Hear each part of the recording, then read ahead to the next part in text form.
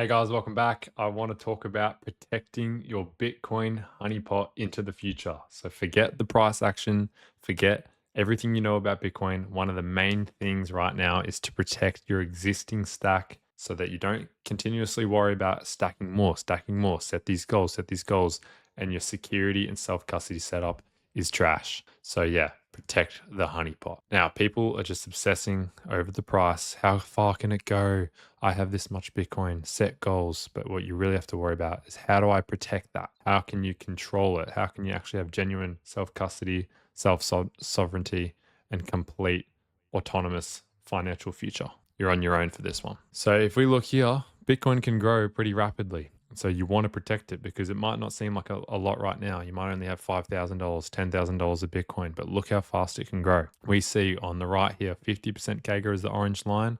And then the black line is the 30% CAGR. So that's compound annual growth rate. On average, Bitcoin's around 50%. So that orange line is pretty accurate with its previous history. But we do believe that number can come down as time goes on. As the asset gets larger and larger, it's harder for it to double, then double, then double, then double. It was easier in that exponential period that we are till now. But 30% is something that's realistic. So let's look. By year 10, Bitcoin could be nearly $1 million.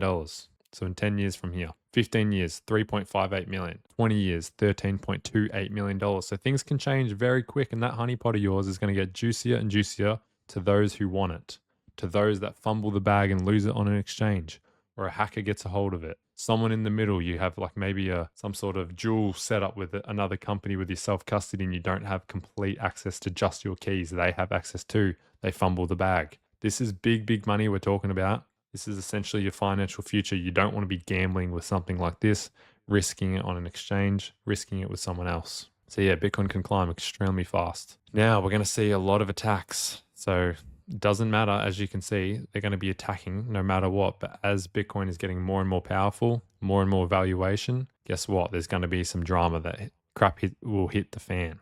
So the larger the stack becomes, the greater the magnetic pull on external threats. So people are going to want it even more to get it off your hands. Now, the real goal is to not just own the asset, but to successfully defend it against an expanding array of adversaries. Now, let's talk about what happened with gold in the 1933 year.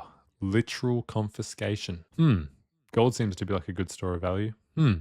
Gold seems like something people can self-custody in their own backyards, bury it in the old backyard. Or let's just make a decree that you can no longer hold private bullion of physical gold. So yeah, we can see that the US required citizens to surrender physical gold. Private bullion restrictions lasted until the 1970s. And by then they had removed the ability to return your cash to the bank and get gold straight back from the bank. So they went off the gold standard in 1971. I think it was 1974.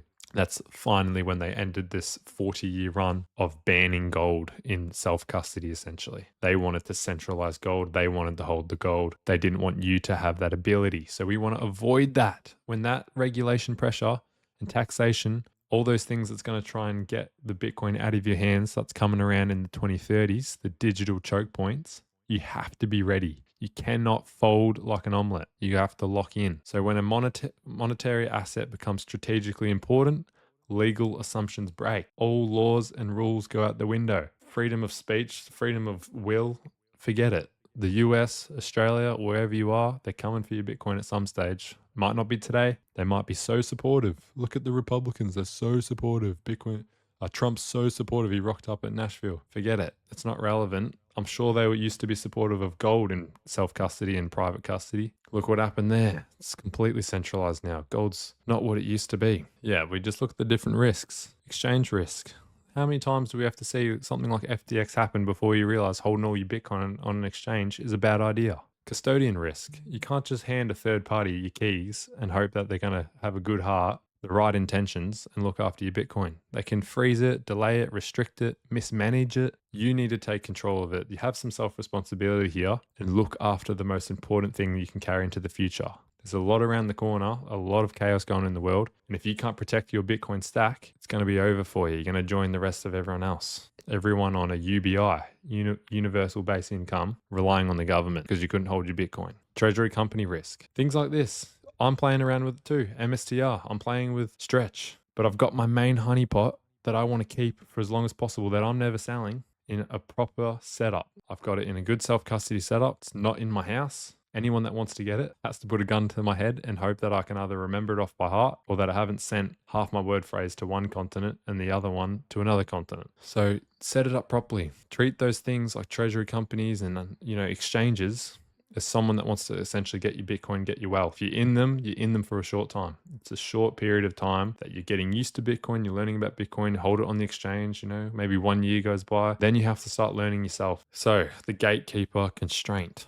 Model A, you give it to a third party, an exchange, a bank. Maybe it's one of these dual setups, like BitKey, for example. Oh, can I please withdraw my Bitcoin from you guys? I'm going to send it to a new wallet.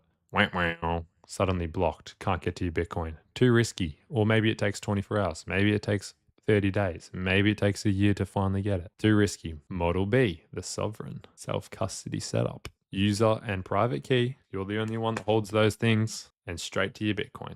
Self-custody means you directly control the private keys. You're the only one. Maybe you tell your wife. Maybe you tell your husband, your best friend, someone that you can genuinely trust with all of your future wealth. Maybe that's something you set up for inheritance purposes. What if you disappear all of a sudden? You want to be able to pass it on, but you shouldn't be giving it to these third parties that are honestly just trying to turn a profit. Maybe they do have good intentions, but who knows? They can fumble the bag. Now let's look here. Look at this. Retail exchange, price exposure. Yes, you get the price exposure. Direct sovereign control. No. Counterparty risk. High. Vulnerability to state freeze. High. Look at all these ones. They don't look too good to me, but then you go down to true self-custody. Yes, price exposure. Yes, we get the price exposure. Perfect. We get that nice bull run. Direct sovereign control. Yes. Counterparty risk. No. It's the only one that has no counterparty risk. Vulnerability to state freeze. Low. So yeah, they can technically get it. Come into your house. Where's your password? Give it to me. Violence. Boom. Whatever. Maybe they grab it off you left it on the kitchen bench. It's possible, but it's extremely low. If you do it right, it should essentially be none. The paradigm shift. So the speculator, this is the old way. This is when you're into Bitcoin for the price action, you love the hype, you're there for the bull run, and then you're out for the bear market. The goal, rapid acquisition. You're trying to get as much Bitcoin as possible. Focus, daily price action. Horizon, the next bull cycle. That's all you care about. How much money can I make and then exit? Mindset, reliance on institutional convenience. You don't mind using the exchange. Yeah, they can look after it. I just want to make good money. I don't mind if I have to give up my identity. I don't mind if I have to give them all my email passwords and everything. But then look at the sovereign steward is what I'm calling it, is the new way. This is what you should be aiming to do. This is what I'm doing. The goal is to have asset preservation. You're trying to keep this thing for the long haul. You want to be in 10, 20 years, you want to still have this honeypot. The focus is private key control and security. Horizon, generational timelines. You're talking about passing this on to your kids. The mindset, you just want to minimize counterparty risk, essentially. As your Bitcoin becomes more valuable, custody errors become catastrophically expensive. You can no longer afford the casual. The 20-year mission.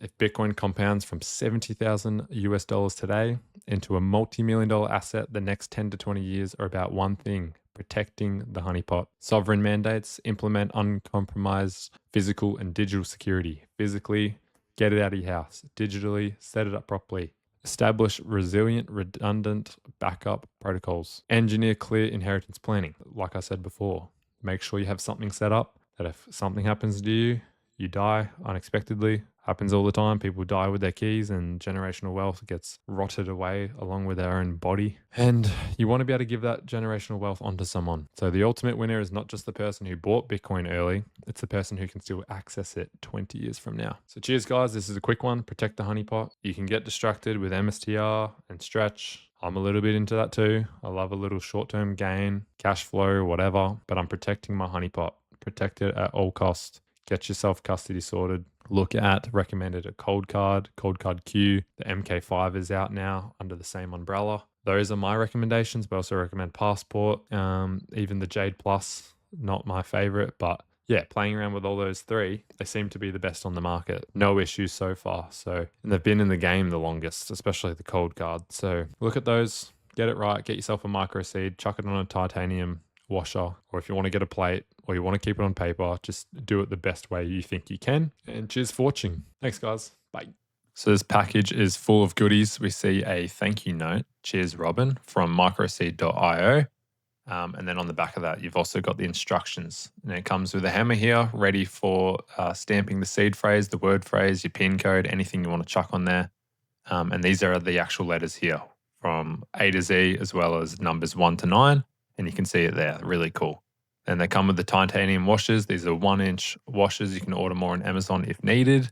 And to see that, actually, because the letters and numbers are so small when you stamp it on there, you can use a magnifying glass just to make sure that you're putting in the right seed phrase, word phrase. Now, this bit is the actual stand that helps you stabilize the washer as you bang it in. So a few taps and you should be able to have those letters and numbers on there. You can fit a full 24 word phrase on 1-inch washer. So really cool product. Thanks heaps, Robin.